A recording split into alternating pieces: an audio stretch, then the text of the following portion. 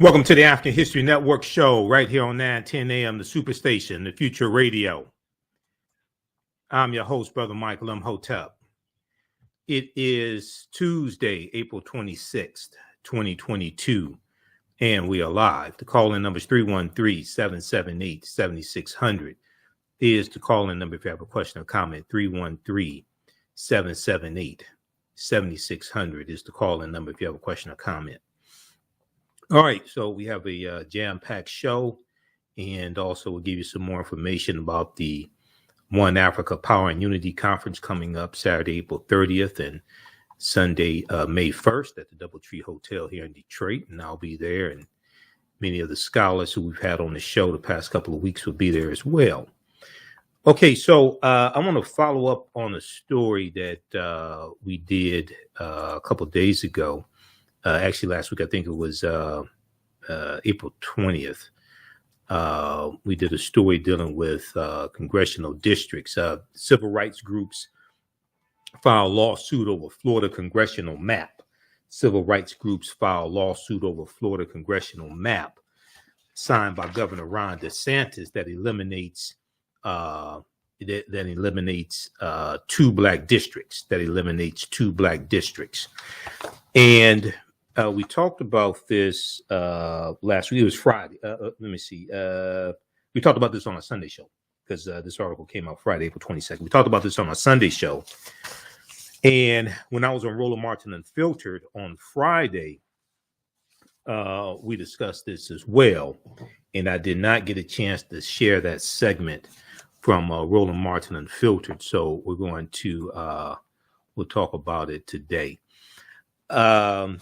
And this, once again, is an example of how elections have consequences. And unfortunately, so many of our people don't understand history.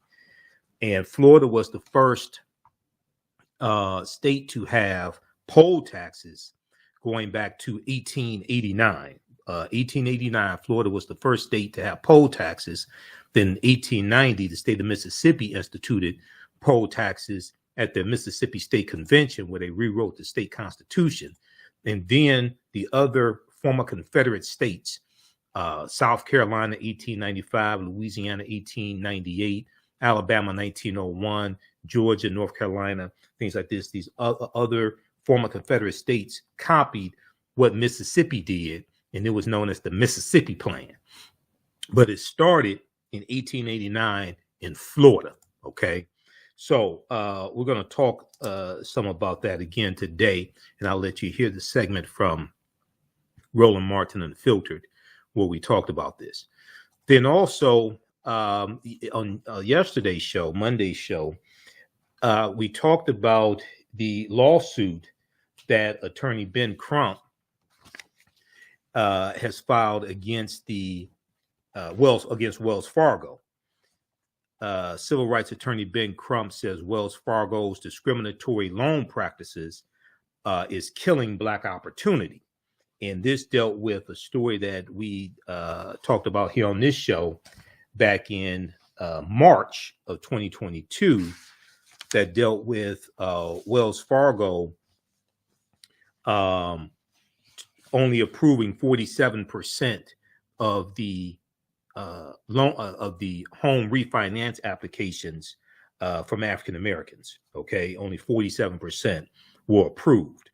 Well, we know that on Monday, April 25th, there was a press conference that was held in Atlanta, and we're going to share some more of that press conference today. Also, after yesterday's show, I did some more searching on this story. And some various local news organizations covered this story. Okay, and there was one story. There was one WSB TV out of Atlanta covered this story. So I'm going to let you hear some of their coverage of this as well. I still haven't seen a lot of national stories on this. New York Times, Washington Post, things like this. But I saw some local coverage on this story. So we'll talk about that again on today's show. And we have an update for you as well. But this goes back to the story from Bloomberg. This goes back to the story from Bloomberg, March 11th, 2022. Wells Fargo rejected half of its, let's see, pull it up here. Wells Fargo rejected half of its Black applicants in mortgage refinance boom. Okay. And Wells Fargo was the only lender that turned down more African American applicants than it approved. Okay, they only approved 47% of the applicants who were trying to refinance their home mortgages. Okay, so we'll talk about this. 47% and compared to 72% of white homeowners. They were the only lender who turned down more African Americans who applied to refinance their mortgages than they actually approved. So we'll talk about this today. Then late today, this story came out. I saw this story from businessinsider.com. And this deals with President Joe Biden and student loan forgiveness. Businessinsider.com is reporting, and I'm going to pull this article up here. Businessinsider.com is reporting on a meeting that took place today with the Congressional Hispanic Caucus. Let me see. Let's go to this one here. Biden reportedly told lawmakers he's looking for ways to forgive most or all federal debt. Biden reportedly told lawmakers he's looking for ways to forgive most or all federal debt. And this came out of a 90-minute meeting that President Joe Biden had with the Congressional Hispanic Caucus. CBS News reported on this today. Businessinsider.com picked up this story. So we're going to talk about this as well later in the show, okay? Because I knew something was going to break on this. I've been following this story as I have other things dealing with the administration. And one of the things that doesn't get really talked about, and when I was on Roland Martin Unfiltered a couple of weeks ago, we were scheduled to talk about it, but we just were able to spend a few minutes on it because sometimes we have to cover breaking news and different things like this. But did you hear that the Biden-Harris administration unveiled government-wide action plans on racial equality? Did you hear about that? Okay. I saw very little coverage about this in mainstream media. Thegrio.com has an article on it because they're African American owned and operated. And a lot of the, even though half their articles they pick up from the Associated Press, which I understand because you have to pay people to write articles. But a lot of this information dealing with how the policies from the Biden-Harris administration are helping African Americans, a lot of this you don't see in mainstream media, okay, which is one of the reasons why African American owned and operated media is so important, and one of the reasons why it's important to support the African History Network show, okay, because this type of information that I deal with you won't find in a lot of other places. This article right here from the Grio, and okay, that's not the one I want. Let me pull this up here because I have so many articles bookmarked. We pull this one up here, and we're going to post this on our Facebook fan page, the African History Network. We're going to try to squeeze in a little bit of this information today. If not today, then we'll get it in Wednesday or Thursday. On Wednesday's show, we're going to be joined once again by one of my teachers, Professor Kabahaya Wafa-Kamene. You've seen him in the Hidden Colors documentaries. You've seen him in 1804. You've seen him, he and Professor Small and myself were in the documentary, Elementary Genocide Part 3. I'm in 7 documentaries. Actually, I don't talk about a whole lot, but I'm in 7 documentaries. We're in Elementary Genocide Part 3 together from director Raheem Shabazz. But we'll have Professor Kabahai Watha Khamenei is going to be one of the presenters at the One Africa Power and Unity Conference taking place here in Detroit, Saturday 30th through Sunday, May 1st. Visit our website, AfricanHistoryNetwork.com. We have the information there, how you can get tickets. If you can't attend in person, you can watch online. Okay, they have live streaming of it. All right, so this article here, and Biden-Harris administration unveils government-wide action plans on racial equality. Did you hear about this? Now, this came out, what was the date on this? Let's see. This came out about a week or so ago. And it's about a week or so ago that it came out. But this deals with following up on an executive order that President Biden did on day one. We've talked about the executive order here on the show before. There were 10 executive orders that President Biden did on January 20th, 2021, when he took the oath of office. This article is from April 14th, 2022. Biden-Harris administration unveils government-wide action plans on racial equality. I know we're coming up here on a break, but let me squeeze this in. The GRIO spoke with agency leaders on ways their departments plan to fulfill President Biden's executive order to ensure government services are distributed equitably. The Biden-Harris administration unveiled on Thursday, so this was April 14th, a massive government-wide action plan to advance racial equity across 90 federal agencies with more than 300 strategies and commitments laid out by government leaders. Okay, the announcements from the dozens of federal agencies are the start of fulfilling an executive order signed by President Joe Biden on the first day in office to advance racial equity across the entire federal government. The simple Simon-ass people that you watch on social media that run their mouths about the Biden-Harris administration. Did they tell you about this? We'll do all this on the other side of the break. Listen to the African History Network show. I'm Michael Imhotep. We'll be back in a few minutes. Jeanette Davis is a well-established author with 6 published books.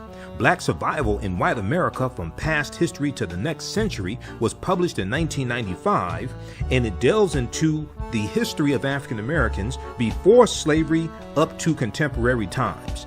The Great Divide Between Blacks and Whites was released in 2008, and her autobiography, Black Just Like My Mama, was published in 2010.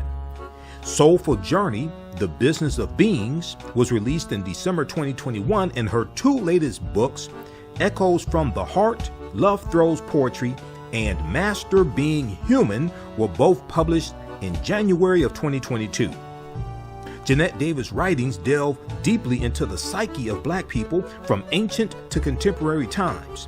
She cuts no corners and leaves no stones unturned in relating truth, letting the chips fall where they may on both African and European doorsteps. Order Jeanette Davis's books today at Amazon.com. Search for Jeanette Davis and get to know her work today. The African History Network show, we deal with current events in history and politics, education, economic empowerment, entrepreneurship, relationships, love, sex, health issues, and much, much more. Unfortunately, many people confuse what racism is. Racism is a power structure. There was laws and policies that put us in this predicament. There's going to be laws and policies that take us out. So when you control the radius of a man or woman's thoughts, you can control the compass of his or her actions, because the mind can't do or teach what it doesn't know. We have it all on 910 AM Superstation. Welcome back to the African History Network show right here on 910 AM Superstation, the Future Radio. Okay, we're going to go to clip number 1 here in just a second, Shakita. So if we revisit this story that we talked about on our Sunday show, when I had Dr. Linda Jeffries and Professor James Small on, so the CNN has this piece: civil rights groups file lawsuit over Florida congressional maps, signed by DeSantis. Civil rights groups file lawsuit over Florida congressional map signed by Governor Ron DeSantis.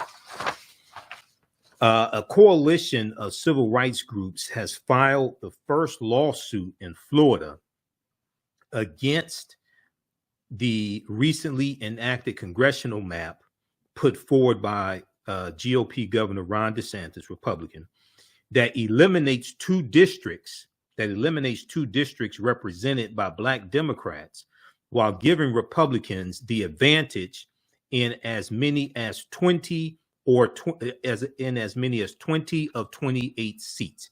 In as many as 20 of 28 seats.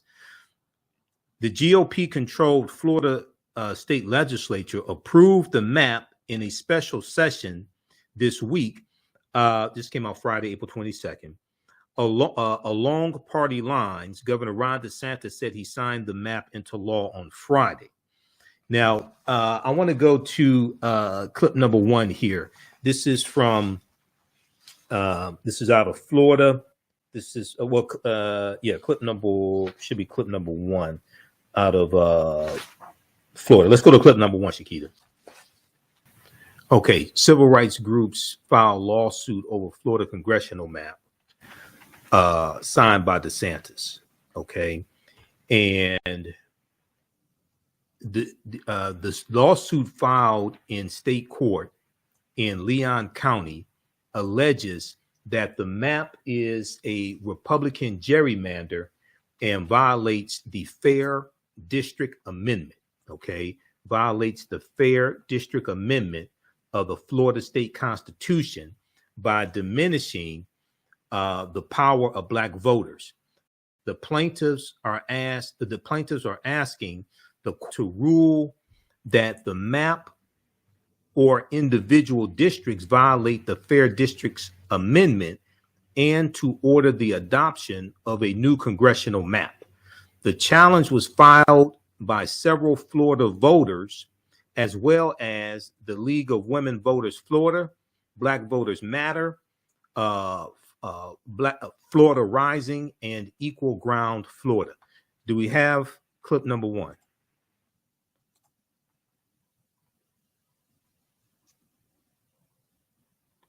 Okay. Developing tonight, a flurry of new laws that will have a major impact on Central Florida and the state as a whole. They have now been signed by the governor. Surrounded by supporters in South Florida, Governor DeSantis signs multiple bills, including one that restricts the way race-related issues can be taught in schools and in the workplace. The other would end Disney's control of Reedy Creek and other special districts across the state. But we start with Florida's new congressional map, which the governor says he also signed today. Thank you for joining us tonight. I'm Matt Austin. And I'm Lisa Bell. Opponents have vowed to take their fight to court after state lawmakers approved the redistricting map during a special session this week.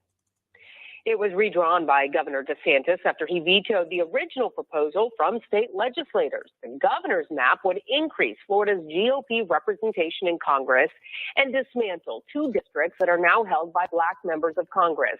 DeSantis and other GOP lawmakers claim the map is neutral on race and party affiliation. Members,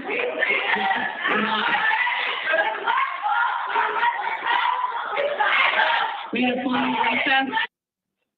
Democratic House members think differently, taking control of the House floor yesterday to delay the vote, calling the new boundaries racist. The bill ultimately passed, but they're vowing to fight it tooth and nail.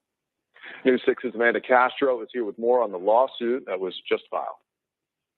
Governor Ron DeSantis signed his congressional map into law, and it's already facing legal challenges. Several voting rights groups announcing a lawsuit on Friday saying the map approved by the House and Senate during this week's special session doesn't comply with state redistricting laws. What you have seen from the governor has been thug-like behavior. He is clearly violating the law. State Senator Randolph Bracey, surrounded by fellow members of the Legislative Black Caucus, denouncing the map, calling it unconstitutional, saying the map changes two majority black districts, District 5 in North Florida and District 10 in Central Florida. State Representative Camilla Brown says the map reduces black representation from 4 congressional seats to 2. What we're doing by diminishing it is really silencing the folks. But State Representative Randy Fine disagrees, saying the maps are constitutionally compliant and this isn't a matter of reducing minority representation. They believe you should get the percentage of seats of people who look like you or act like you or vote like you. That's not our system in this country. We have single districts and people in those districts vote. Bracey adds this important issue was overshadowed by the bill the governor also signed into law on Friday that dissolves Disney's Reedy Creek Improvement District. I believe that the Reedy Creek bill and dealing with Disney was designed, the timing was designed that way to overshadow what he was doing with the map. I think that was clear. As of now, no hearings have been set in that lawsuit against the governor's map. But the big question is, how long will this take to play out in the courts? Qualifying for Congress starts in June, and lawmakers on both sides of the aisle say we'll just have to wait and see what happens. Reporting in Orlando, I'm Amanda Castro, getting results, News 6. Drinking water before bed. Okay, pause right there. All right, that is from out of Florida. That is Channel 6. Let's see, WKMG News 6, Orlando, Florida. That's from their YouTube channel. Black lawmakers accuse DeSantis of thug behavior as voting rights groups sue over redistricting. Okay, and then also check out the article here from the Washington Post. New district map. Let me flip over to this here.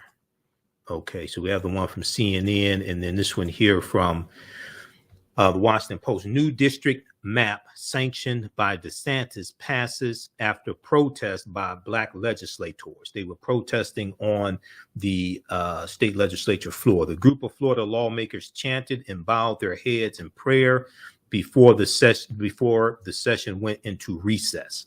Okay, this is one of the reasons why Governor Ron DeSantis must be voted out of office.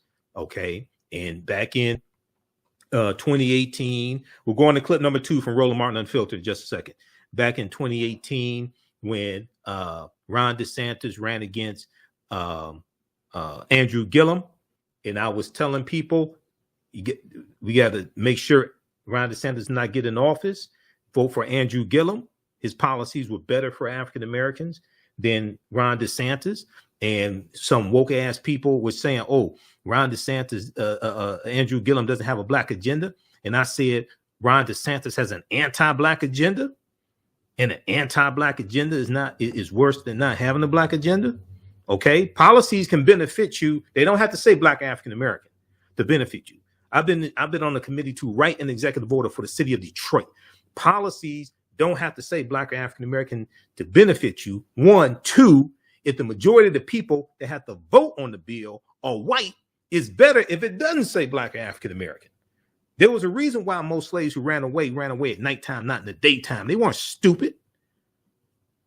But some of us today don't have the common sense of a slave. We're going to go to Roland Martin Unfiltered when we come back from the break. I know we're up against a break here. But read these 2 articles. We got to do more reading. We have 2 eyes and 2 ears, most of us, and 1 mouth. So we should do 4 times as much reading, watching, and listening as we do talking. You listen to the African History Network show right here on 910 AM Superstation of Future Radio. I'm Michael Imhotep. We'll be back in a few minutes. The work that I do is larger than the fashion industry. It's larger than the art world. And I believe that I was born to bring newness into this world. I'm Kaima McIntyre. I'm 24 years old and I'm an artist. I create everything from paintings to jewelry design, metaphysical jewelry to be specific, and fashion design. The only reason why my prom dress went viral is because people needed it. Within a few days of going viral, Notori Naughton reached out to me and she's like, I saw your dress, can you make me a dress? I was equally as shocked to be asked by a celebrity to design their dress at the age of 17. That's just one person, and the list just continues to go on to Janet Jackson, to Tyra Banks. It really hits home. That means that the discussion is happening on the grounds in real time.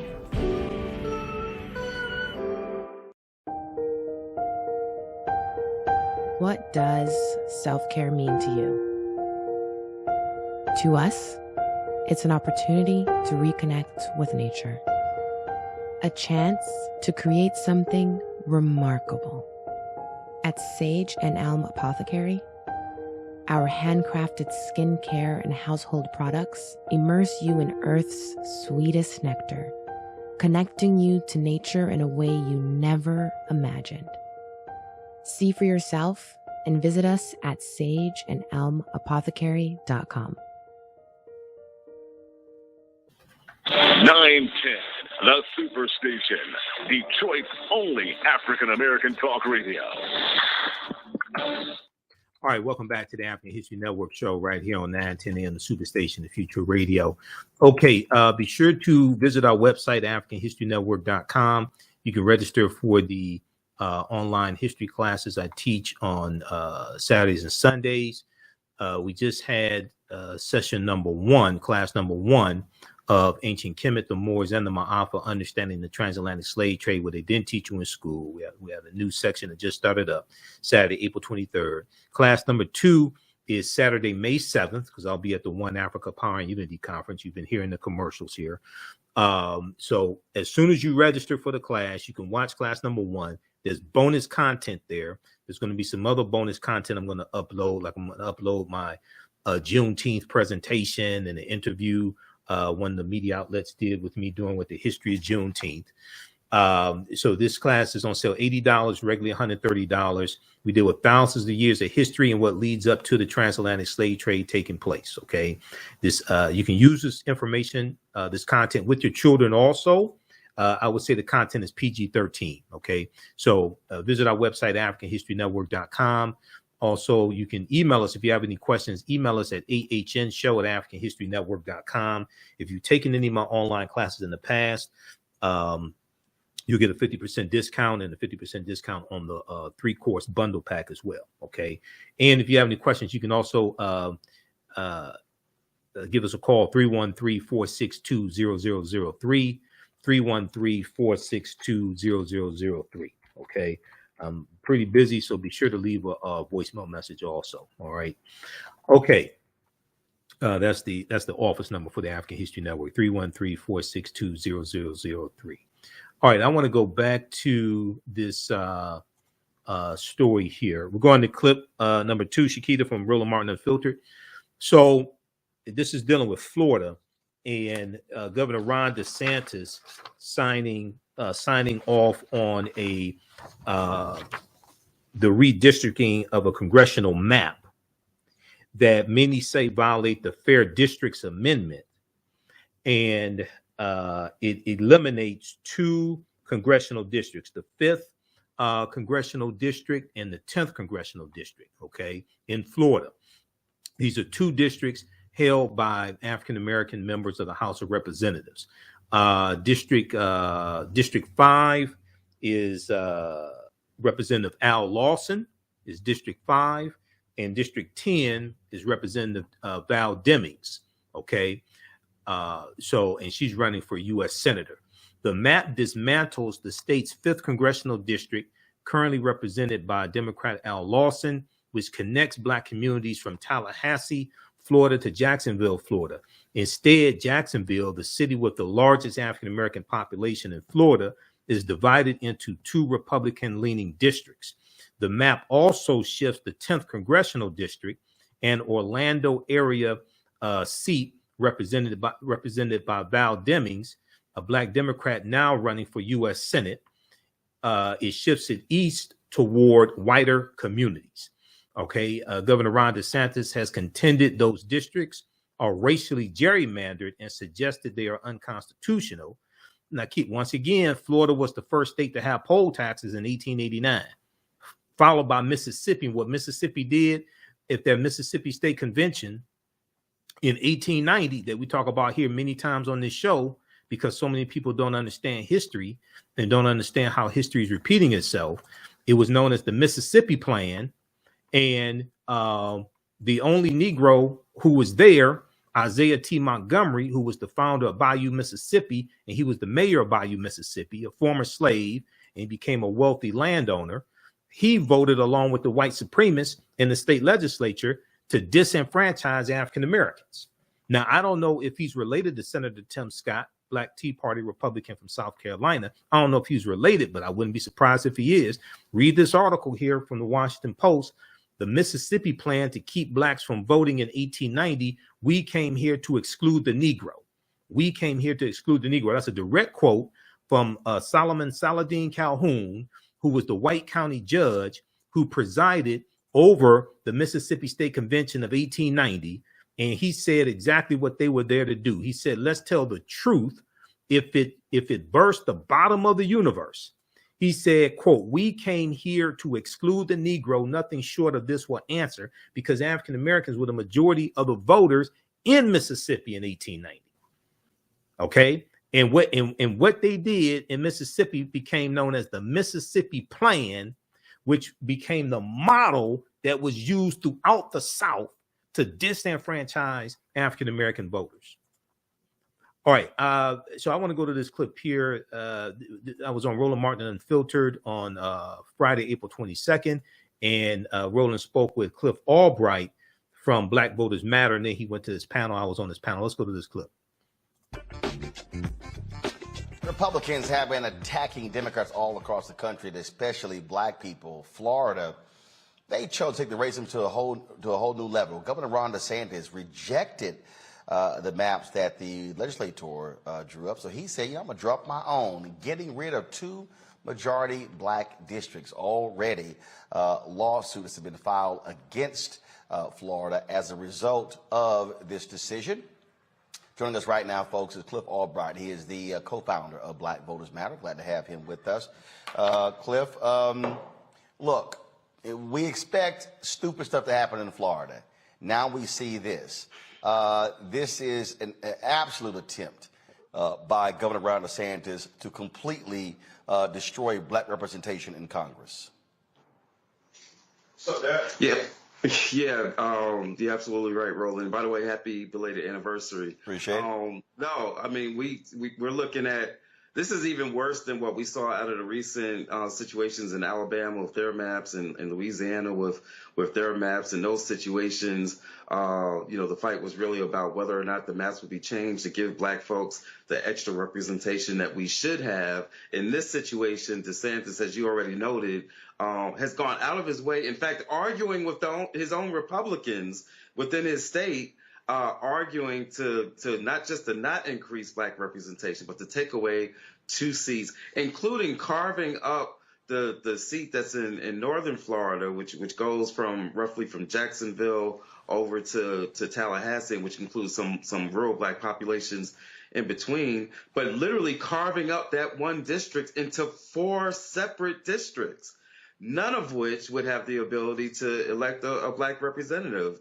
taking it from a district that has, close to 50% black representation and carving it up into 4 districts, none of which have anything more than 30%, and some as low as in the teens. And so, he's been very clear about what it is that he was trying to do. In fact, idiotically clear, because he's basically announced that the reason that he was doing this is because he's trying to carve up this black district, just a clear violation, not just of the Voting Rights Act, but more importantly, even a Florida law and a Florida amendment that was passed regarding fair districts back in 2010, an amendment that was passed because of what the voters voted for in the state of Florida. So this is an attack on democracy writ large, but obviously on black folks. This is squarely rooted in racism and anti-blackness, and he's not even trying to hide it. And look, the reality is, whether it's this decision, whether it's him leading the removal of Disney's favorite tax status, we can go down the line. Ron DeSantis is trying to be Donald Trump 2.0. He's up for re-election as governor, but he also wants to be he wants to be the Republican nominee for president in 2024. That's what all of these moves are about. And in fact, I dare say that Ron DeSantis, and I said this about Mike Pence, is even more than Donald Trump, more dangerous than Donald Trump. We knew Donald Trump was a buffoon, but these folks are even more dangerous than that idiot. Yeah, no, definitely. And he's demonstrated it in a variety of ways. And you just mentioned, some of the things. And that's why I always say, people try to act like voter suppression is just, just an administrative act. It's just a white collar crime, right? It's a bureaucratic crime. No, voter suppression is a violent crime. It has violent impacts on our lives. And when you have somebody like DeSantis who's in power because of voter suppression and is able to do things like don't say gay and attacking LGBT rights and attacking black rights and literally killing people in the state of Florida because of the way that he's handled or mishandled COVID and a protest bill, which has literally allowed people to drive cars over protesters. Let's not forget that. Voter suppression is a violent crime. It is having violent impacts on our lives, and he's using any means necessary to maintain that. Keep in mind that and shout out to the Florida legislators who, in the midst of this vote on this map, decided to do a sit-in, and not even just a sit-in, a full-out protest, because they weren't just sitting quietly. They had signs and were walking around, and so shout out to them. But keep in mind what they did, what the Republicans did in response to that. They cut off the internet, right, which is something that you see in these countries that people try to paint at as being so authoritarian, dictatorships and all that. They cut off the internet, and then they kicked out the journalists, right, which again is something that you see in all these authoritarian states. This is what it's come to in the state of Florida. All of it is rooted in anti-blackness, but as we often see with racism, structural racism, and white supremacy, what starts off geared directly at us eventually infects their entire system. Again, the constitutional amendment that he is going against in Florida law is an amendment that was passed by the voters of Florida. And so he's attacking black voters and the black community, but in doing so, he is attacking the very nature of Florida democracy and something that Florida voters across the board had voted to approve. Well, I mean, these are the games the Republicans are playing, and this is also why many folks have been making it clear that Democrats have got to wake the hell up, pay attention to. Okay, pause it right there. We'll continue this on the other side of the break. You listen to the African History Network show right here on 910 AM, the Superstation, the Future Radio. Calling numbers 313-778-7600, 313-778-7600 if you have a quick question or comment. We'll be back in a few minutes. Abundant Capital Group is a real estate investment company with over 20 years of experience in real estate. They specialize in two areas of real estate. One, they solve real estate problems with creative financing solutions that give the seller the most money for their property. And two, they show individuals how to get a higher rate of return on their investment capital with real estate note investing. If you are looking to sell or need to sell your property, here is what they provide. Market value offer, even if you have little or no equity. They typically pay all closing costs, which can be thousands of dollars. They close on a date of the seller's choosing, and the seller does not have to be out of the house at the time of closing. They take the property in an as-is condition, and the seller is not required to make any repairs. Give them a call or email them today for a free consultation and see how they can help you with your real estate needs. Call them at 973-475-8488. That's 973-475-8488. Visit their website, abundantcapitalgroup.com. That's abundantcapitalgroup.com. And email them at acg@abundantcapitalgroup.com. Follow them on Instagram and Facebook at Abundant Capital Group. Welcome back to the African History Network show. All right. I want to go back to this clip here from Roland Martin Unfiltered. We were talking about the Governor Ron DeSantis signing off on a new congressional map that eliminates 2 black districts Roland is speaking with Cliff Albright of Black Voters Matter. Then he goes to his panel. I was on this panel. Let's go back to this clip, please, Shakira. What's going on? You look at the polling numbers of President Joe Biden, they're down. They are not as low as Donald Trump's were at this particular point. And so Democrats are going to have to muster something to say to voters, especially black voters. Otherwise, they're going to get obliterated in November, and they very well could take control of the House and the Senate. And if that happens, you're going to see all sorts of federal investigations. You may see Republicans attempt to impeach President Joe Biden. You're not going to see the black judges that Biden has been appointing get confirmed by the United States Senate. They are going to declare war on black people and America if they are in control of the House and Senate come January 2023.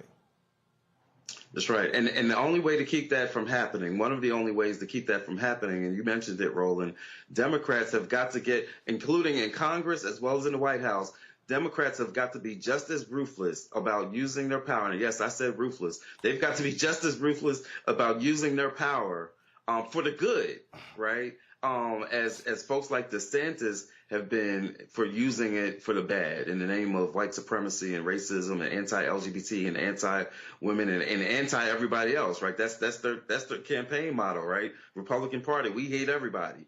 And so, but they don't hate anybody more than black folks. So we need the Democratic candidates, those who are already in office, as well as those that are running for office, to be just as clear about their defense about black folks and other marginalized groups, and to speak to our issues and to speak so unapologetically. That's how you mobilize a base. President Biden has got to be just as aggressive at using his power and to protect students and to waive student loan debt and to deal with, police violence and whatever it is that they can do at the executive level. He's got to be just as aggressive at doing that as people like DeSantis are for using their power for the bad. That is the only way. We're not going to say that you counter hate with hate, right? But you got to counter power with power. And you got to counter it with righteous power that is rooted in love and is responsive to your base the same way DeSantis, as you said, this entire move, he achieves two things. One, he gets to achieve his anti-black fantasies, and two, he gets to establish himself as somebody who's Trumpier than Trump, and as somebody who can even stand up to Republicans within his own party. The Democrats have got to find that kind of courage and be willing to use their power in the same ways, and to campaign in a way that speaks towards that, not to campaign in a way that's speaking towards these unicorns that they think are out there that are going to somehow be converted to voting for, much the way that one of the Democratic candidates in Florida, we're not going to go into that, stepped on her own toes and made some mistakes because she was trying to cater to some Trump voters. That's not a winning strategy. All right, then. Cliff Albright, always a pleasure, man. Appreciate it. Thanks a lot. Thank you. All right, folks, going to bring in my panel now. Glad to have them here. Let's start out with Michael Imhotep, host of the African History Network, Kemet, communication strategist, Matt Manning, civil rights attorney. Let's get right into it. Michael, I'll start with you. It is crazy, just to literally watch what is going on, what Ron DeSantis is doing in Florida. He is really a mini Donald Trump. This man is a menace to society. And you would think that Democrats are coming up with a consistent and coherent message to take this man down, but they're flailing in Florida. They have no leadership whatsoever. Yeah, Roland, back in 2018, when Andrew Gillum was running for governor of Florida against Ron DeSantis, and they had the debate, and Andrew Gillum said, I'm not calling Mr. DeSantis a racist. I'm saying the racists believe Mr. DeSantis is a racist. And I was telling people on my show who are in Florida, we have to stop Ron DeSantis. And people were telling me, oh, Andrew Gillum doesn't have a black agenda. They were saying they weren't going to vote because Andrew Gillum doesn't have a black agenda. I said, Ron DeSantis has a black agenda. He has an anti-black agenda. And an anti-black agenda is worse than not having a black agenda. So, yes, there needs to be better leadership from Democrats crafting a message, fighting against this. But also, when it comes to African Americans, we have to have an internal white supremacist detector that goes off and teaches us how to identify these threats, because we could see this coming. And DeSantis wants to run for president. And you look at the congressional maps, you look at the stop the anti-woke bill, you look at don't say gay bill, all this nonsense. And at some point, I think we're going to come to the realization that we're going to have to leverage our economics to enforce our politics and target some of these corporations who help finance DeSantis and other Republicans, and have nationwide economic boycotts against them. I know the boycotts have to be planned, but if we started planning them back in July of 2021 or something like that, or even, we'd be ready to launch them right now. But we're going to have to, as Dr. King said, April 3rd, 1968, we're going to have to redistribute the pain through targeted, sustained economic withdrawal strategies. Well, Matt, what we are seeing, we are seeing on the Democratic side a successful legal strategy. They have been racking up wins all across the country. The problem is that's preventing a lot of these maps from going into place. That's trying to stop these voter suppression bills, but you still have to excite voters as to why they should keep you in charge. You absolutely do. And you have to, as Brother Cliff said earlier, you have to really explain the import of why these attacks on voting are so important. The average voter may not understand it, but as we talk about on this show every week, every level of government is important, and every level of government is being attacked and leveraged by Republicans right now. So I think you're right in that the Democrats have to not only continue that push with legislation, or rather with the litigation, but they also have to make sure that people understand. I think what he said was so brilliant, that this is a violent crime. When voter suppression occurs, it affects every aspect of our life, and it generally affects us in particular. And for example, people may not know, but in the city of Miami, the exact same fight is going on right now with a black enclave called Coconut Grove, where the city of Miami is trying to dilute their voting potential right there in Miami. So Democrats need to continue leveraging this point, and they need to continue educating on this point so people understand just how important it is to fight against this voter suppression. Okay, now I want to look at this here quickly here. We've got the article that I talked about. Read this one here. We're going to talk about this some more on tomorrow's show. This is from thegrio.com. This got very, very little news coverage. Still trying to figure out why. Biden-Harris administration unveils government-wide action plans on racial equity. This is April 14th, 2020. Now, this references this fact sheet that came out April 14th, 2022. That's not the right one that I want. I want the one from April 14th. There's a fact sheet that came out April 14th, 2022.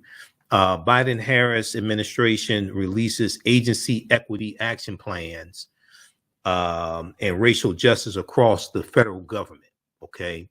And this is what this article and this announcement is in reference to. But I'll pull this up here after the show. But read this article here, because the executive order, this references an executive order that Biden signed on day one. He signed 10 executive orders on the first day in office, January 20th, 2021.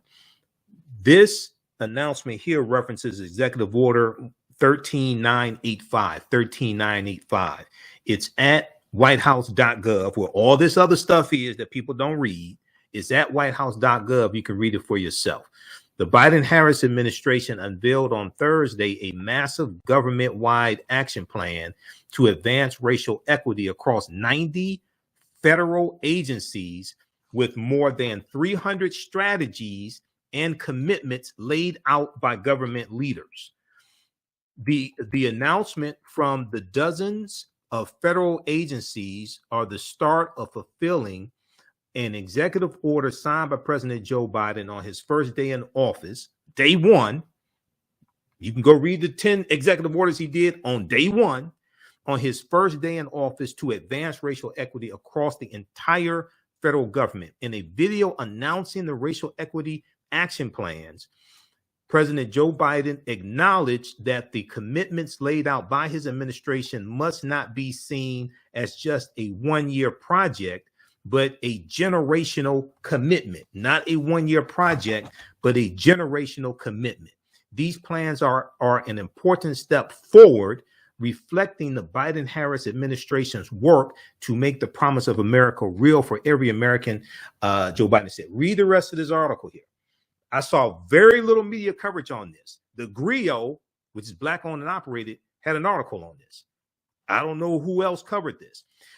Those watching on Facebook and YouTube, keep watching for a few more minutes. We're going to keep on going. Right now, it's correct wrong behavior. It's not over till we win. Wakanda forever. We'll talk to you tomorrow. Peace. Okay, this is the one that I want right here. So this is that whitehouse.gov where all this other information is. It's not like it's a secret. Fact sheet. Biden-Harris administration releases agency equity plan, agency equity action plans to advance equity and racial justice across the federal government. This is a follow-up to an executive order that President Joe Biden did on the first day in office that very few people talk about. This is from April 14th, 2022. How many people knew about this? How many people read the article from the GRIO? Did you see media coverage on this? On his first day in office, President Joe Biden signed Executive Order 13985, advancing racial equity and support for underserved communities through the federal government. Okay, Executive Order 13985.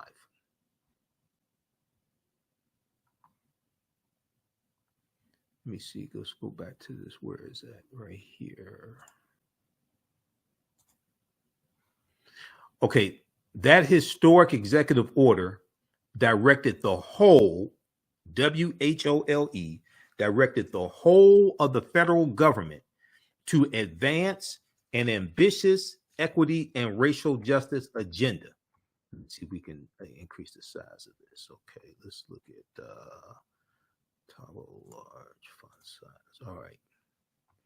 Today, more than 90 federal agencies, including all cabinet level agencies, are releasing the first ever in history, the first ever equity action plans that lay out more than 300 concrete strategies and commitments to address systemic barriers in our nation's policies and programs that hold too many underserved communities back from prosperity, dignity, and equality. Who heard about this? Once again, I saw very little coverage in the media. Advancing equity is not a one-year project. It is a generational commitment. These plans are an important step forward, reflecting the Biden-Harris administration's work to make the promise of America real for every American, including by implementing the first ever national strategy on gender equity and equality, working to ensure the federal government is a model for diversity, equity, inclusion, and accessibility, working to deliver environmental justice through the Justice 40 initiative, and working to prevent and combat discrimination on the basis of gender identity or sexual orientation. Now, they go through and break this down. Let's see here. They go through and Department of Labor, Department of Labor, Department of Housing, HUD. They go through and break down HUD. The Department of Housing and Urban Development is working to eliminate the racial gap in home ownership, address the disproportionate rates of homelessness among underserved communities, and reduce bias in home appraisals. Now, we talked about this. I think it was in the month of March that the Biden-Harris administration rolled out something to deal with reducing bias in home appraisals, which directly attacks the wealth gap, the racial wealth gap, and generational wealth as well. or the lack thereof, and reduce bias in home appraisals through the interagency task force on property appraisal and valuation equity. Then they talk about the EPA, the Environmental Protection Agency, is developing a comprehensive framework for evaluating the cumulative impacts of pollution on underserved low-income communities. The EPA will also reinvigorate civil rights enforcement to ensure that environmental justice is at the heart of the agency's mission. They talk about the Department of Transportation is increasing investments in underserved communities by launching a national technical assistance center to provide targeted support with planning, project development, grant applications, and project delivery for communities that face barriers to accessing transportation resources. We also know that part of the $1.2 trillion infrastructure bill, part of that is going to address how African American communities especially were harmed by the 1952 and 1956 U.S. Interstate Highway Acts that drove 41,000 miles of interstate highways throughout our communities, disrupting our communities. Our homes were taken through, many of our homes were taken through eminent domain, businesses wiped out, things like this. This part of that $1.2 trillion infrastructure bill, the Secretary of Transportation, Pete Buttigieg, has talked about. It hasn't gotten a whole lot of coverage, however, but that's to start to address the damage that was done to our communities by the U.S. highways. The Department of Justice is improving language access to its programs so that Americans with limited English proficiency can better report crimes. Then they talk about the Department of Interior. The Department of Commerce is investing nearly $50 billion in broadband infrastructure deployment, affordability, and digital inclusion efforts to help close the digital divide, particularly for rural and tribal communities. And we know 25% of African Americans live in rural America. The Department of Health and Human Services is increasing outreach to communities of color to encourage enrollment in free and low-cost healthcare, and is addressing the maternal mortality crisis. So we know that also Vice President Kamala Harris just held a summit at the White House dealing with Black Maternal Health Week as well. Okay, Black Maternal Mortality Week, Black Maternal Health Week. Also, because she's been shining the light going back to December 2021 when she held the first summit on Black maternal health at the White House. She's been shining the light on this as well. And is addressing the maternal mortality crisis that disproportionately impacts Black and Native families, including by working with states to extend postpartum coverage in Medicaid and the Children's Health Insurance Program. Then they talk about the Department of Homeland Security is working to ensure underserved communities are treated fairly in airport screenings by improving systems and enhancing training for officers. DHS is also engaging with improving underserved communities' access to grant programs that help counter domestic violent extremism, white supremacists. Domestic violent extremism to better address the terrorism-related threat to our country posed by white supremacists and other domestic terrorists. Most of them probably voted for Donald Trump too.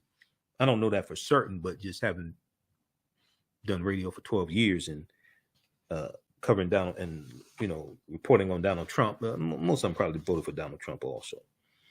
The Department of Defense is advancing safe and equitable use of artificial intelligence technology to mitigate algorithmic bias by investing in agency-wide responsible artificial intelligence development and investing in the development of a more diverse AI workforce, including through partnerships with historically Black colleges and universities and MSIs, minority serving institutions. U.S. Department of Agriculture is expanding equity access to nutrition assistance programs and strengthening gender equity by implementing a national awareness campaign and expanding the implementation of online ordering in the Women, Infants, and Children Nutrition Program, WIC. The Small Business Administration is investing in improved technology to increase access to capital for businesses in underserved communities and minority-owned businesses by streamlining program applications and integrating data. The Social Security Administration, which was created in 1935 under the New Deal from President Franklin Roosevelt, is identifying inequalities and addressing systemic administrative barriers to participation in key safety net programs, such as disability benefits. You know anybody getting SSI? Such as disability benefits, and ensuring equitable service delivery for unrepresented individuals navigating the disability application appeals process and increase gender equity in its services. Then we go to embedding equity in everyday government. Embedding equity in everyday government. In addition to prioritizing greater equity in the services the federal government provides to American people, agency equity action plans also contain innovative new strategies to embed equity, racial justice, and gender equality in day-to-day governing. These approaches include building accountability for equity through data collection and reporting. Then we have reducing administrative burdens and simplifying government services, reimagining federal service design and delivery through life experiences. And there's subheadings for all there's a description of all these headings, so you go read this yourself. Engaging with stakeholders and communities who have been historically excluded to ensure government policies are informed by the broadest cross-section of Americans. Agencies are engaging trusted intermediaries and tailoring outreach to make meaningful and authentic participation possible for a wide range of Americans. Narrowing wealth gaps through federal contracting and procurement. Narrowing wealth gaps through federal contracting and procurement. As the largest buyer in the world, the U.S. federal government will address racial and gender wealth gaps by leveraging the power of federal procurement to drive greater investment in minority-owned and women-owned small businesses. We didn't have federal government contracts, but we had contracts with the city of Detroit, county of Wayne, and the state of Michigan. When I was doing business consulting and then also managing a construction company, we ran a construction trades program, and then we became a general contractor for a city of Detroit project.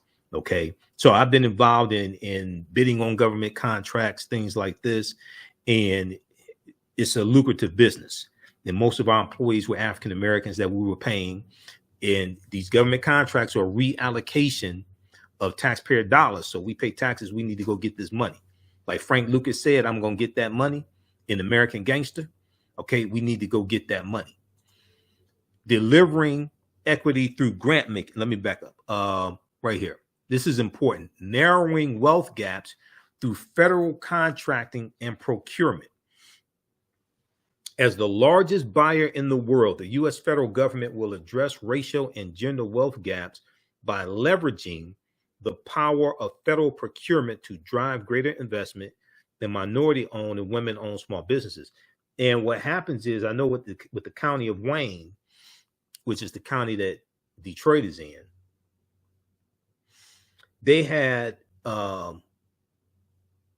certifications for minority-owned businesses, women-owned businesses, because when you bid on contracts, and I put together bid packages for the contracts, I had to take us through the process of being recertified as a vendor for the County of Wayne, because you can't just jump up and say, hey, we can do that job, give us the contract, things like this. You have to go through a process to become a vendor of a municipality, of a county, of a state. There's a process you have to go through to be an authorized vendor so you can bid on contracts.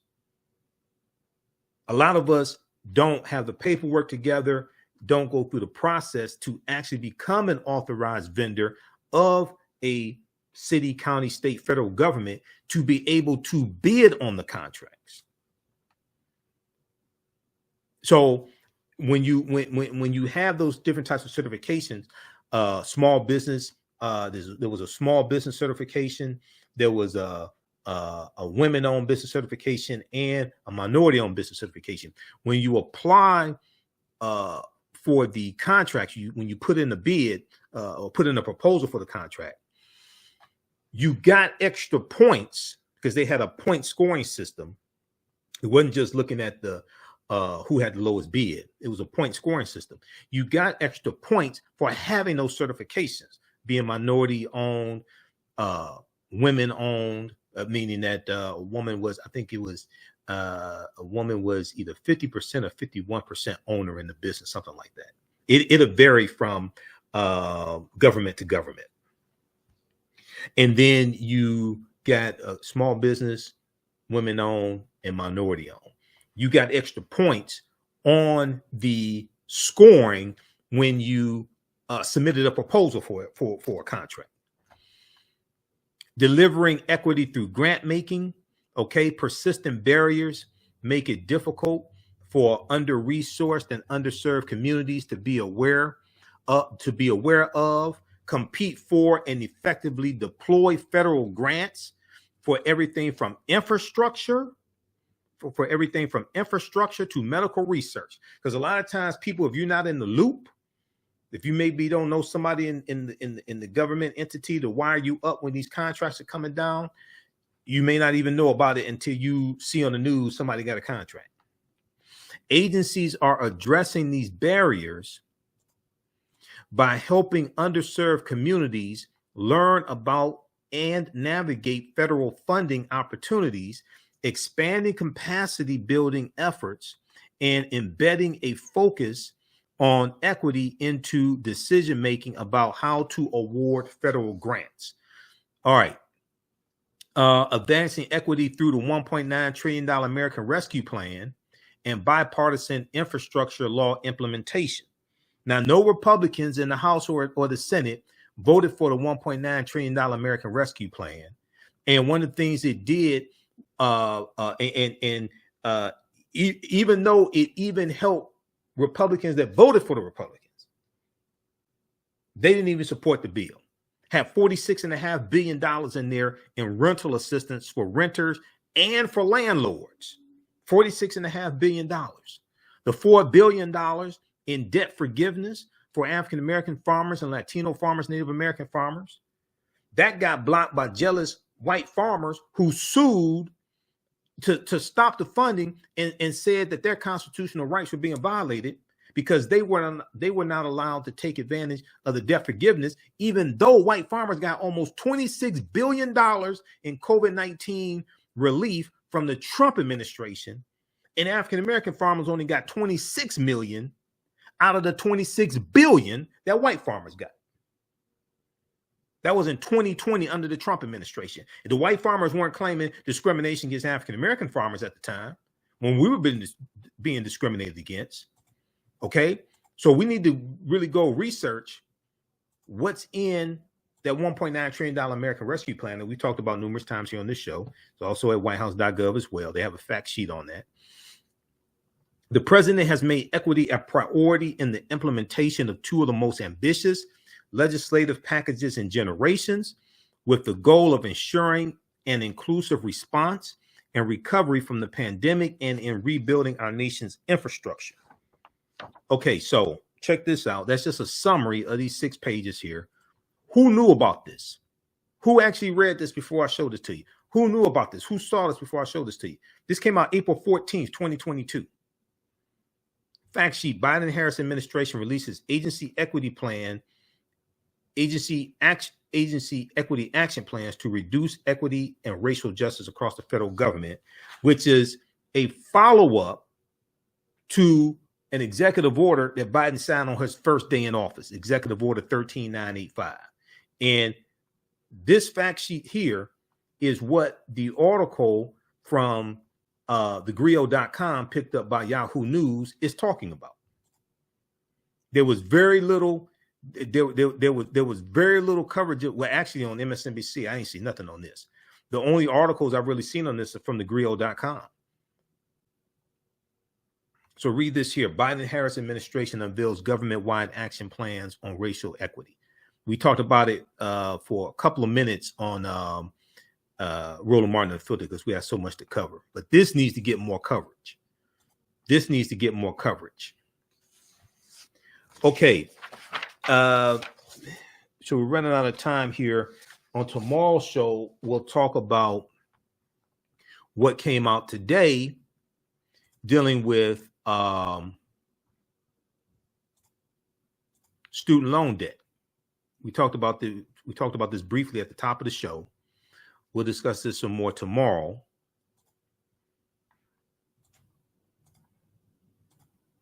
This is from businessinsider.com. They picked this story up from cbsnews.com. Biden reportedly told lawmakers he's looking for ways to forgive most federal debt. So there was a meeting that took place, and this story came out Tuesday. There was a meeting that took place between Biden and the Hispanic caucus. Okay. And he talked about this in the meeting. President Joe Biden appears to be going beyond his campaign pledge when it comes to student loan forgiveness. CBS News reported on Tuesday, April 27th, that in the 90-minute Monday meeting, Monday, April 26th, Monday, April 25th. This was Tuesday, April 26th. In a Monday meeting with some members of the Congressional Hispanic Caucus, Biden said he has asked his aides to explore options of broad forgiveness for federal loans. Broad forgiveness of federal loans, a lawmaker in attendance reportedly told the news outlet CBS News. Quote, they're looking at different options on what they can do on forgiving it entirely. They're looking at different options on what they can do on forgiving it entirely. That was our request, what they can do, period. On forgiving it entirely. That was our request, one of the lawmakers said, who requested to remain anonymous.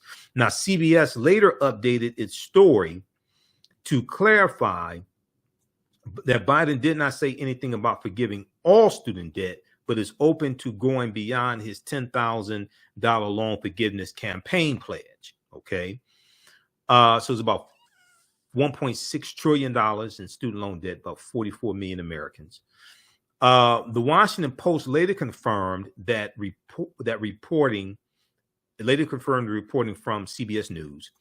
Representative Tony Cardenas, one of the meeting attendees, told the Washington Post that Biden was incredibly positive, quote unquote, incredibly positive about the idea of canceling at least $10,000 in student debt. And Representative Darren Soto, another attendee, added that canceling student debt is something Biden would like to carry out sooner rather than later, but he wants to be sure doing so will not add to any inflationary pressures. With Biden himself having been fairly quiet on what actions he will take on student debt, this could mark a significant step toward broad relief. Earlier this month, Biden extended the pause on student loan payments with waived interest through August 31st. He also announced a plan to return over 7 million borrowers in default to good standing. How many people heard about this? People think there's nothing taking place with student loan debt. That's not true. You have to read. This is the type of information we cover on this show. He also announced a plan to return over 7 million borrowers in default to good standing. Since then, White House Press Secretary Jen Psaki noted Biden will make a decision on canceling student debt before the pause expires on August 31st, or he will extend the pause again. And Biden's latest comments are indicating progress toward that decision. All right, now read the rest of this here. Now there is do I have the article up from Forbes? No, there was an article from Forbes. Where's the there was one, hold on, there's one from Forbes I wanted to go to. Okay, $1.7 trillion in student debt. Now, where is, hold on, let me see something here.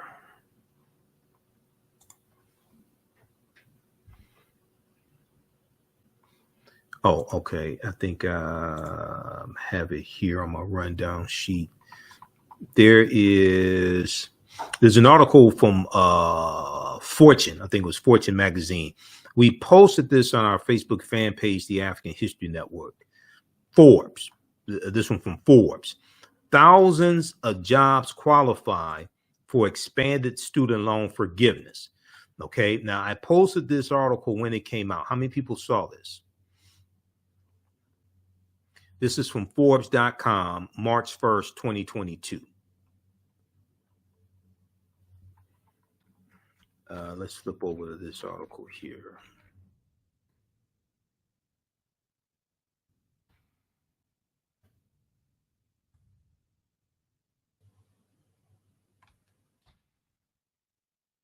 Okay, let's look at this one here.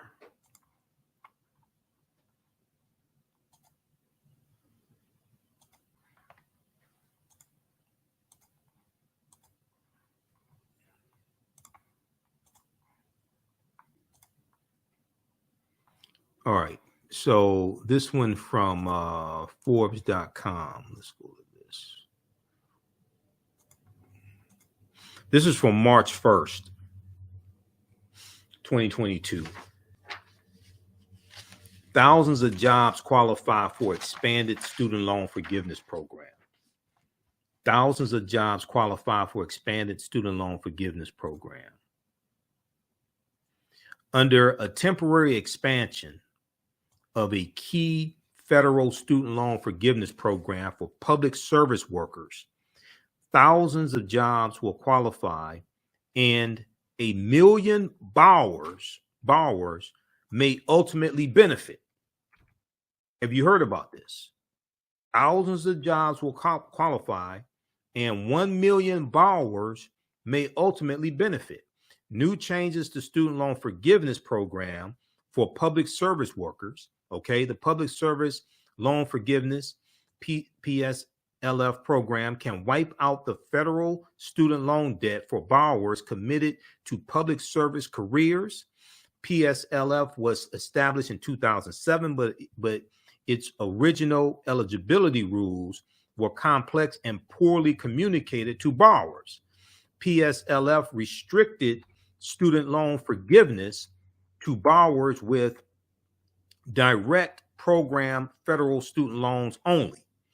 Other types of federal student loans were excluded. The program also required borrowers to repay their loans under an income-driven repayment plan, leaving out borrowers who were making payments under most other plans. Okay, now late October 2021, the Biden-Harris administration announced a broad temporary new initiative to expand PCLF relief called the Limited PCLF Waiver. The expansion will allow borrowers to get credit for periods of repayment that would not have qualified under the original PCLF rules. This includes past payments made on non-direct federal loans like FFEL loans or Perkins loans, as well as payments made under non-qualifying repayment plans.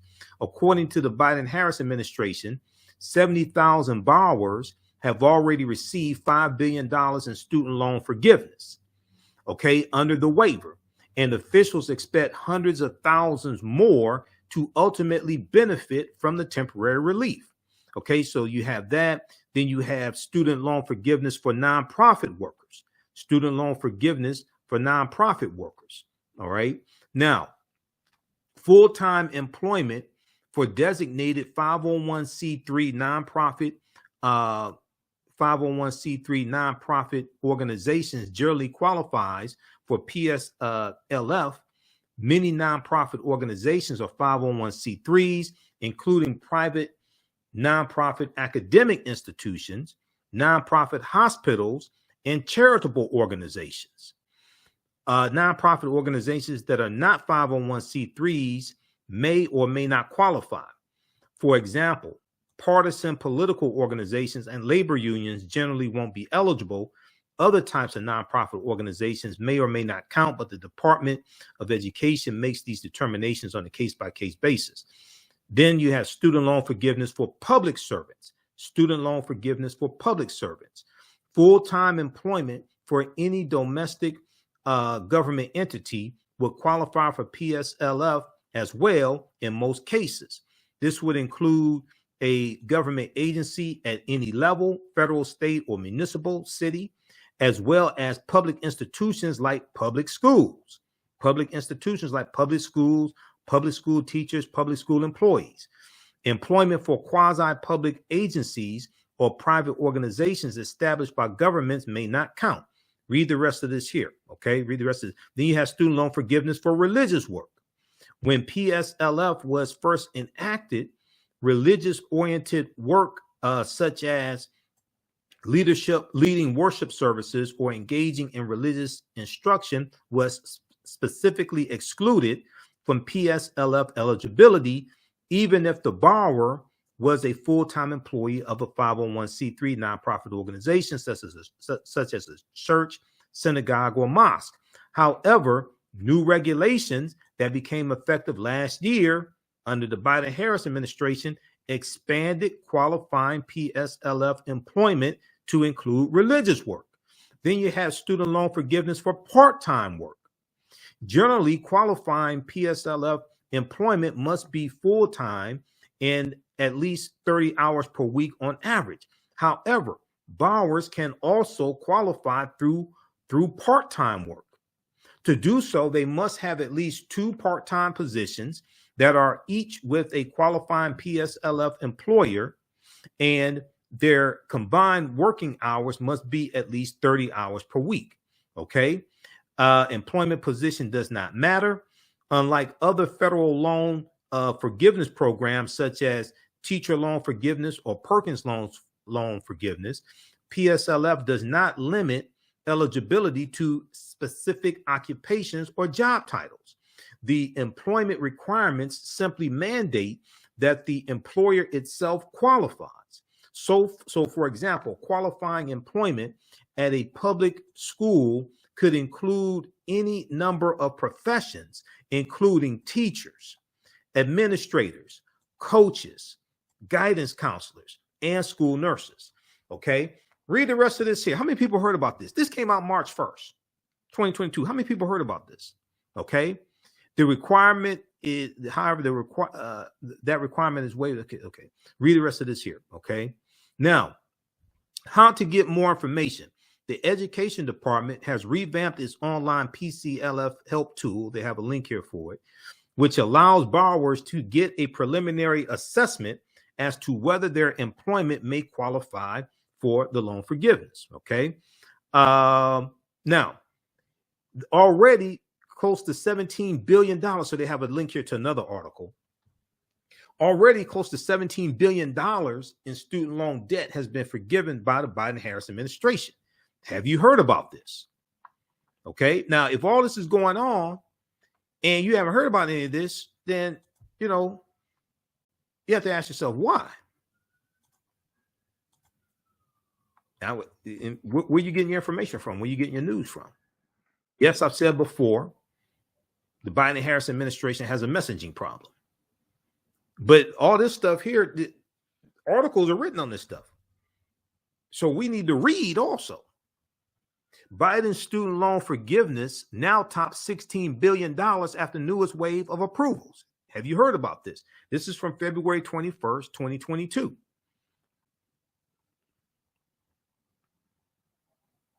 Can I close this ad out? Okay. The Biden administration, the Biden-Harris administration has now approved at least $16 billion in student loan forgiveness. That was February 21st, 2022. Is at least $17 billion now. According to the Department of Education, following last week's announcement of newly approved eligible borrowers, Biden's targeted student loan forgiveness. The $16 billion in student loan cancellation approved so far reflects the Biden administration's targeted approach to wiping out student debt. Officials are trying to ease access to existing student loan forgiveness programs by relaxing program requirements, expediting approvals, and expanding the pools of eligible borrowers. The administration has approved $7.8 billion in federal student loan cancellation for more than 400,000 disabled borrowers, okay, under the Total and Permanent Disability TPD discharge program. Through its TPD discharge initiatives, the Education Department is providing automatic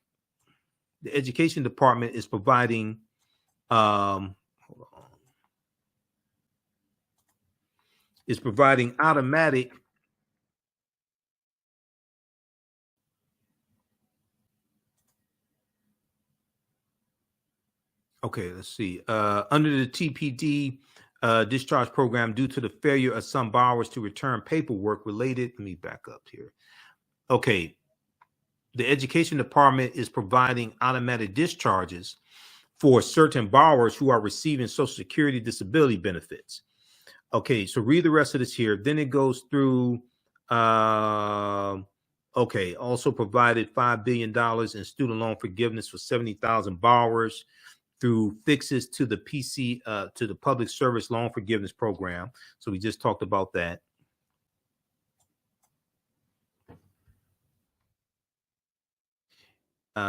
And then the department announced last week that it approved $415 million in borrower defense claims for 16,000 borrowers who attended ITT Technical Institutes, DeVry, Westwood College, Minnesota School of Business, and Globe University.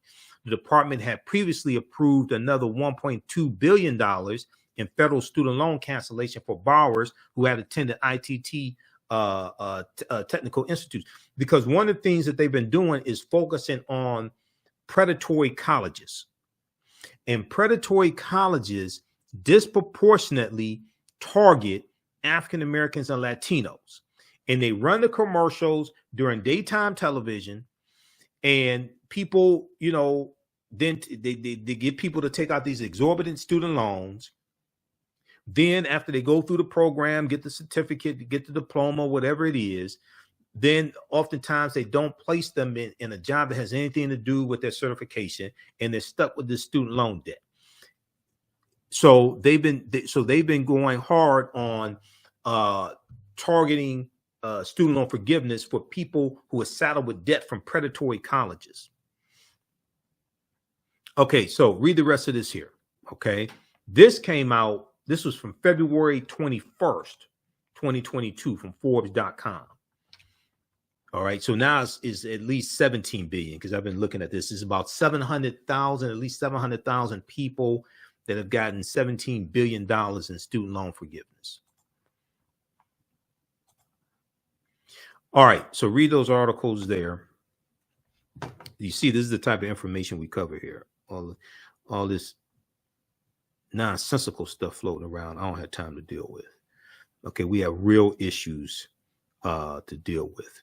All right, if you like this type of information, you want to support the African History Network, we definitely need your support. You can support us in a couple of ways. $, the AHN show through Cash App. $ the AHN show through Cash App, also through PayPal, paypal.me/the AHN show. This helps us keep doing the research, stay on the air, pay the bills, buy these ink cartridges, buy all this paper that I use, pay for these services. And we have the information at our website, AfricanHistoryNetwork.com. This is our official Cash App account, $ the AHN show, SHOW. When you go to it, it says Michael and shows my picture here. These other ones are fake African History Network Cash App accounts that I'm trying to get shut down because they've been stealing money from us. Cash App has launched an investigation into these fake accounts. We have our link here and the PayPal button also. Now, and then you can register for the online history classes I teach on Saturdays and Sundays. We just had a fantastic class, number 1, of ancient Kemet, the Moors, and the Maafa, understanding the transatlantic slave trade, what they didn't teach you in school. That was on Saturday, April 23rd. Class number 2 is Saturday, May 7th. Okay, 2 p.m. to 4 p.m. Eastern Standard Time. As soon as you register, you can watch class number 1. There's bonus content that you can watch. There's an interview I did with Dr. David Imhotep, who wrote the book, The First Americans Where Africans Documented Evidence. Is actually him speaking to my class. I had him in my class, one of my previous classes. And there's going to be other bonus content that we upload as well. The class is on sale $80, regularly $130. As soon as you register, you can start watching content. You can ask questions in the class also through the live text chat. And you can see me in the class. I can't see you, so you don't have to worry about getting dressed up or anything like that for the class. We do the sessions live. All the sessions are archived and recorded, so you can go back and watch it anytime. So even a year from now, you'll still have full access to the class. You can go back and watch it. All right. And then the second class that I teach, we have starting up. Class number 1 starts up Sunday, May 8th, from the Civil War to the Civil Rights Movement and Black Power, 1865 to 1968. And we have a bundle pack right now. You get all 3 classes, including Great African Women in History, the Mothers of Civilization. You get all 3 classes for $120. That's a $285 value. If you've taken any of my online classes in the past, email me at AHNshow@AfricanHistoryNetwork.com, AHNshow@AfricanHistoryNetwork.com, and you'll get a 50% discount. All right. Okay, look, we have to get out of here. And we have the information also about the One Africa Power and Unity Conference as well. You can register for that. If you can't attend in person, you can live stream the conference, both days of the conference. So we have the information at our website also. I'm going to post a link here. And give us a thumbs up, give us a heart, give us a like on Facebook and YouTube on these broadcasts. And we were broadcasting throughout the day on our social media platforms as well. You can download the iHeartRadio app and listen to the African History Network show because we have a page there on iHeartRadio. About 300 of our podcasts are archived there. And we're on 10 different audio podcast platforms. So wherever you get your podcast from, search for the African History Network show. We're on Google Podcasts, iTunes, Castbox, FM Player, TuneIn, Stitcher, Blog Talk Radio. So a number of different platforms, okay? All right, look, we have to get out of here. Remember, the African History Network show, we focus on educating, empowering, and inspiring people of African descent throughout the diaspora and around the world. Because right now it's correct wrong behavior. It's not over till we win. Wakanda forever. And we'll talk to you tomorrow. On our Wednesday show, our guest is going to be Professor Kabahai Watha Kamene, who's going to be one of the presenters at the One Africa Power and Unity Conference. All right, we'll talk to you next time. Peace. Jeanette Davis is a well-established author with 6 published books. Black Survival in White America from Past History to the Next Century was published in 1995, and it delves into the history of African Americans before slavery up to contemporary times. The Great Divide Between Blacks and Whites was released in 2008, and her autobiography, Black Just Like My Mama, was published in 2010. Soulful Journey, The Business of Beings, was released in December 2021, and her 2 latest books, Echoes from the Heart, Love Throws Poetry, and Master Being Human, were both published in January of 2022. Jeanette Davis' writings delve deeply into the psyche of Black people from ancient to contemporary times. She cuts no corners and leaves no stones unturned in relating truth, letting the chips fall where they may on both African and European doorsteps. Order Jeanette Davis's books today at Amazon.com. Search for Jeanette Davis and get to know her work today. The work that I do is larger than the fashion industry. It's larger than the art world. And I believe that I was born to bring newness into this world. I'm Kaima McIntyre. I'm 24 years old and I'm an artist. I create everything from paintings to jewelry design, metaphysical jewelry to be specific, and fashion design. The only reason why my prom dress went viral is because people needed it. Within a few days of going viral, Notori Naughton reached out to me and she's like, I saw your dress, can you make me a dress? I was equally as shocked to be asked by a celebrity to design their dress at the age of 17. That's just one person, and the list just continues to go on, to Janet Jackson, to Tyra Banks. It really hits home. That means that the discussion is happening on the grounds in real time.